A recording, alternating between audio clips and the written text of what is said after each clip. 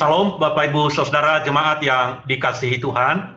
Senang bisa berjumpa kembali dalam sapaan rohani hamba Tuhan GKKA Indonesia Jemaat Kendari. Bersama maju bersama.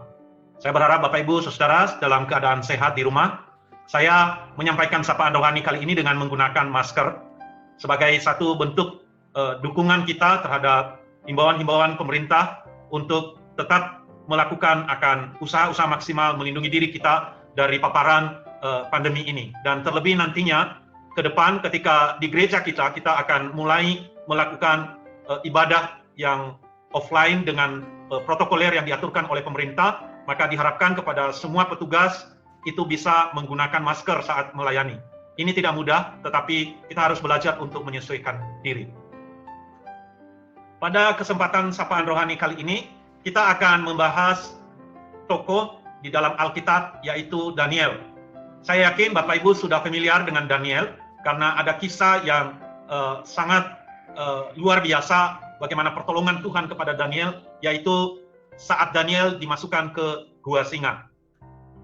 Pelajaran pertama yang bisa kita petik dari kehidupan Daniel adalah bagaimana ia menjaga kekudusan hidupnya. Kalau kita membaca di dalam Daniel pasal 1 ayat 8 dan ke-9, demikian firman Tuhan. Daniel berketetapan untuk tidak menajiskan dirinya dengan santapan raja dan dengan anggur yang biasa diminum raja. Dimintanyalah kepada pemimpin pegawai istana itu supaya ia tak usah menajiskan dirinya. Maka Allah mengaruniakan kepada Daniel kasih dan sayang dan pemimpin pegawai istana dari pemimpin pegawai istana itu. Bapak Ibu Saudara, kita tahu bahwa dalam kehidupan orang-orang yang belum percaya kepada Tuhan, acara makan bagi mereka adalah juga sebuah ritual keagamaan. Maka ada kemungkinan bahwa juga demikian yang terjadi dengan raja yang dilayani oleh Daniel pada saat itu. Dan kemudian berhubungan dengan anggur yang memabukkan, tentunya mereka harus menjaga diri, menjauhkan diri dari hal itu. Tetapi tidak mudah bagi Daniel. Maka dia hanya mencoba memakan sayur-sayuran saja, tidak memakan dari makanan yang biasanya disajikan kepada pegawai-pegawai yang lain. Dan Tuhan memeliharanya. Bapak Ibu Saudara, tidak mudah bagi kita untuk menjaga kekudusan hidup di tengah-tengah dunia yang semakin cemar. Maka lewat kehidupan Daniel, kita belajar bagaimana kita tetap mempertahankan kekudusan hidup kita. Ketika hal-hal yang bersifat sakral sudah dianggap sesuatu yang biasa, ketika kehidupan di dalam dosa sudah dianggap sesuatu yang tidak lagi membuat orang merasa bersalah. Kita sebagai anak-anak Tuhan harus mengambil keputusan untuk diri kita sendiri, untuk tidak mencemarkan diri kita, untuk tidak hidup di dalam kenajisan, tetapi kudus di hadapan Tuhan. Dan kalau Tuhan memelihara Daniel, Tuhan juga akan memelihara kita, meskipun kita berbeda, berani tampil beda dibanding dengan dunia yang ada di sekitar kita, tentunya sesuai dengan kebenaran firman Tuhan. Pelajaran yang kedua adalah bagaimana Daniel selalu mencari petunjuk Tuhan, meminta pertolongan Tuhan, dan meminta dukungan dari saudara seiman ketika menghadapi persoalan hidup. Pada saat itu, Nebukadnezar menantang dia untuk menerjemahkan mimpinya.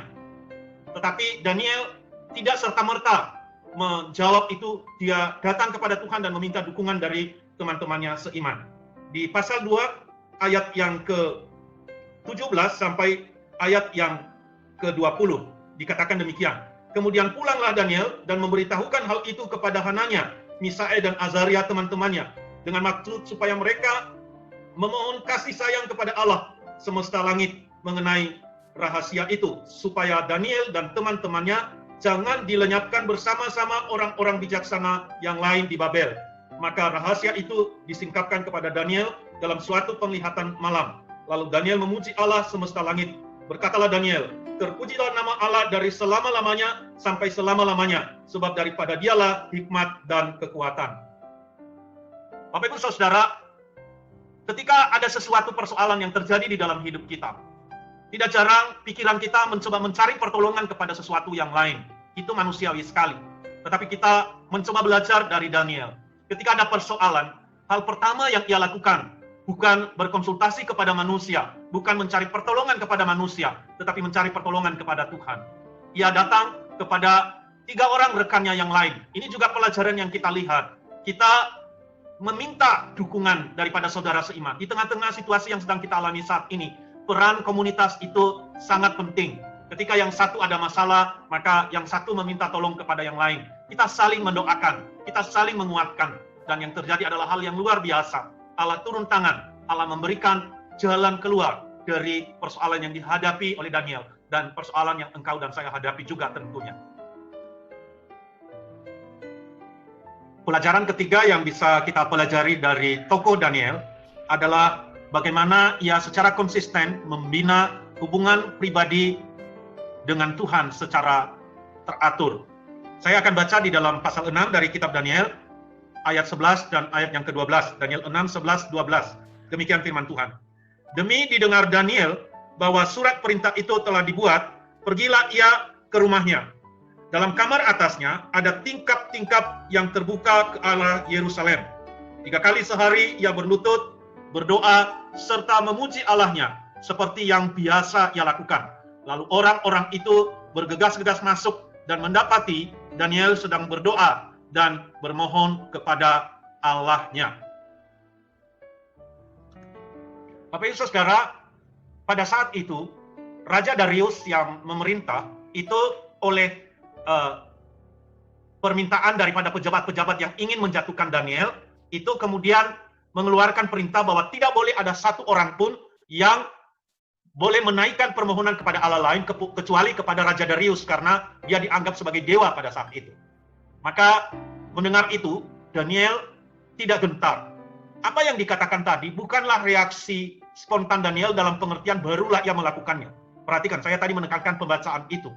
Meskipun jadi begini, mungkin kalau saya membahasakan begini, meskipun Daniel mendengarkan adanya ancaman terhadap siapapun yang menyembah kepada Allah, kecuali meminta permohonan kepada raja, maka ia akan dimasukkan ke gua singa.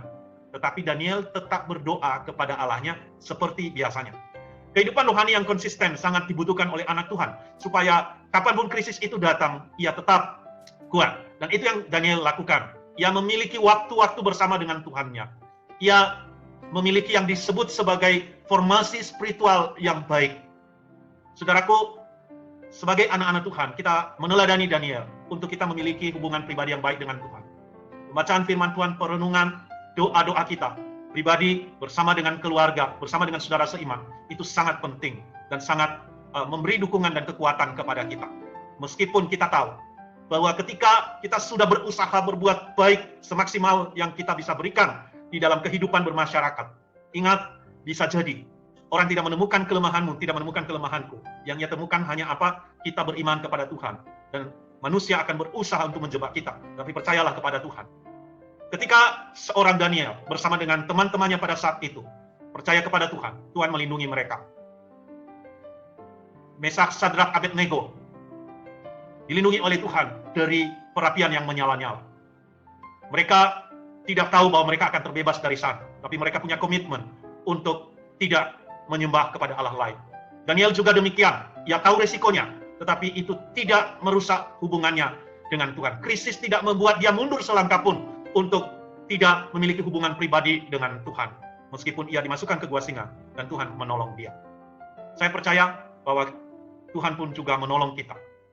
Allah Daniel, Allah Mesak, Sadrak, dan Abednego adalah Allahmu dan Allahku. Allah yang hidup, yang tetap menolong kita, menyertai kita di dalam menghadapi krisis-krisis kehidupan kita. Allah itu ada di dalam sukacita dan duka cita kita. Allah yang ada di dalam kaya dan miskin kita. Allah yang ada di dalam sehat dan sakit kita. Allah yang ada di dalam keadaan normal atau keadaan krisis seperti yang sedang kita hadapi. Ia bersama dengan kita. Hendaknya kita boleh berserah kepada Tuhan. Bergaul dengannya, hidup bersama dengannya. Bukan persoalan kita terbebas atau tidak dari krisis, tetapi hal terbaik di dalam hidup adalah jika Allah ada di sana bersama dengan kita. Kiranya Tuhan memberkati firman-Nya. Mari kita berdoa. Bapa yang baik, kami datang ke hadapan-Mu. Kami bersyukur boleh belajar dari kehidupan Daniel yang selalu memiliki tekad untuk tidak mencemarkan diri atau menajiskan diri dengan hal-hal duniawi, menjaga kesucian hidupnya.